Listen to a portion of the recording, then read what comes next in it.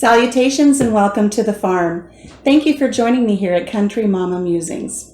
Well, today I decided I'm going to tackle something that has just escaped me for the longest time. I have never been able to make a good pie crust. So I thought today I would get out a vintage cookbook that will have recipes from those settlers that knew what they were doing and see if I can finally overcome the bane of my existence here in the kitchen, the perfect pie crust. So stay tuned. I'm going to get all of my ingredients together, and I hope you'll come back and join me as we attempt to make a really great pie crust. Well, I've got all of my ingredients measured and set out, so let's get started. First, actually, let me get my little cookbook here and tell you a little bit about the cookbook. This cookbook is Cherished Recipes from the Anza Thimble Club. I grew up in the mountain community of Anza. It's just above Palm Springs in Riverside County, California. And many of the recipes in here are from the early settlers of that community. So the pie crust that I'm going to be utilizing today, attempting, is from Emily Lauridsen. She says it's the perfect pie crust. Now, I've known Emily since I was 8 years old. She passed away many years ago. She lived right across the street from me. She asked me to call her grandma or call her Auntie Em, and I would spend every day over there doing something. And I look back now as an adult and I wish, as a child, I wish I would have taken the time and appreciated everything she had to teach me. I missed out on so many lessons, but thankfully she put some of those lessons here in this cookbook. So this is what I'll be utilizing today. So this is the 1980 edition of the Thimble Chef's little cookbook. It's 40 years old. Perfect pie crust. Here we go. So as I said, I've got all of my ingredients measured out here, and the first thing we're going to do is we've got 4 cups of flour in this bowl here, and to this we're going to add 1 teaspoon of sugar and 2 teaspoons of salt. So we'll put that in there, and I'm just going to run it through the sifter real quick, just so we can make sure everything is incorporated well. Now this isn't in her steps. She doesn't say to sift it. Am I breaking the rules already? I don't know. I just know I don't want to take any chances. I'm just going to sift it, get everything incorporated real well. Get out any lumps and anything else. Not going to take any chances.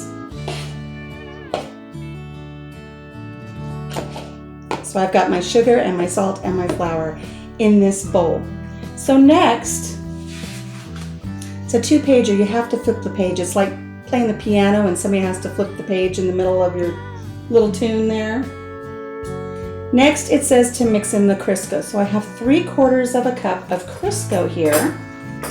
Now, I don't normally stock Crisco in my pantry, but I happen to have bought some earlier in the summer to put in my pantry to have as a makeshift candle in case we lost power for a long-term period of time.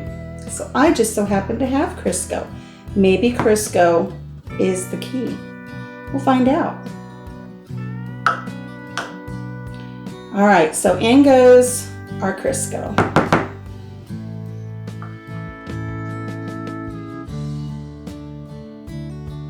Now she wants us to work this until it's crumbly. Now, I don't have a pastry cutter. Why don't I have a pastry cutter, you might ask? Because I don't make pie crusts. So I've never had the need to buy myself a pastry cutter.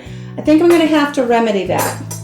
So I'm going to do things the old-fashioned way, and I'm going to use some knives just to get this started.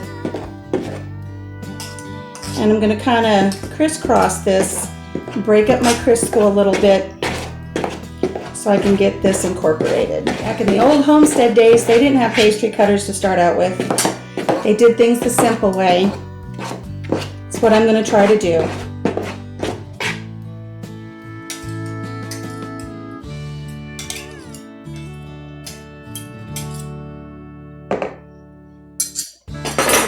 There we go. What do you think? It's crumbly, right? Okay, let's move on to the next step. So I've got some white vinegar here. We're just going to add 1 teaspoon to our mixture here, and 1/2 cup of ice water. So I've got some water that's been sitting in some ice, and I'm going to use my little jelly jar here that has measurements on it to measure out my half a cup, which would be 4 ounces. All right, here we go. Wait a second, what am I missing?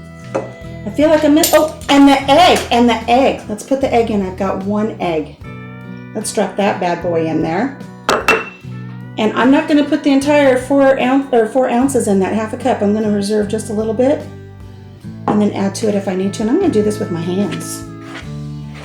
I bet you that's how Emily would have done it.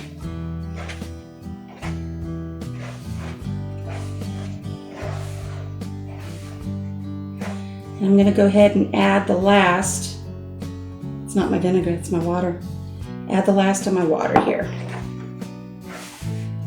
So we do have 4 ounces.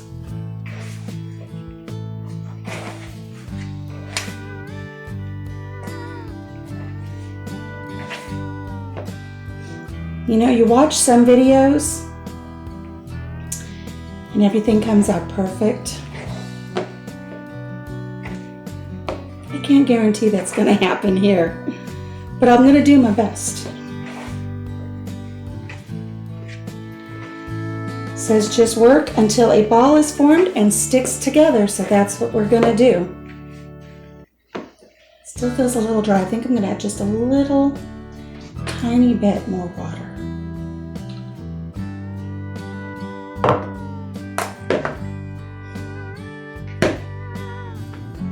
Okay, I think we've got some dough. So it says to divide into 4 and to roll into little balls.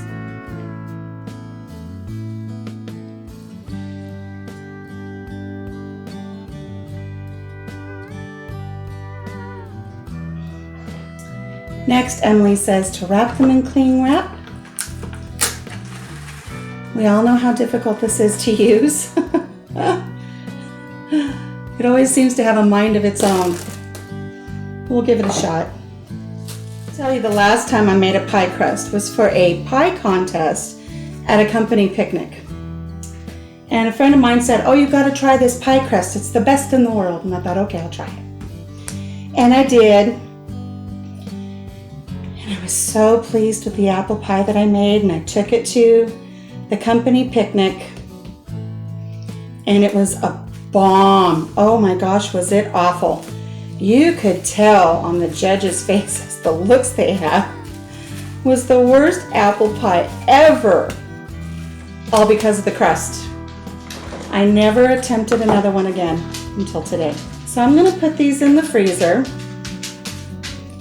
to freeze for when I need them, for a 9-inch pie crust. And I'm going to keep 1 out because I'm going to make a pie later today out of the same cookbook. We're going to make a Depression era pie with this. So when I do that, I will put the link to that video in the description below, so you can come back and see how did I do on my pie crust. So if you have a favorite pie crust recipe that you would like to share, please do so in the comments below. And thank you for joining me today. We will come back and we will bake a pie, and I'm hoping you'll join me then. So for now, thank you so much for joining me here at Country Mama Musings. I'm going to continue on here in the kitchen, and I hope to see you again next time. Take care. Have a great day. Bye-bye.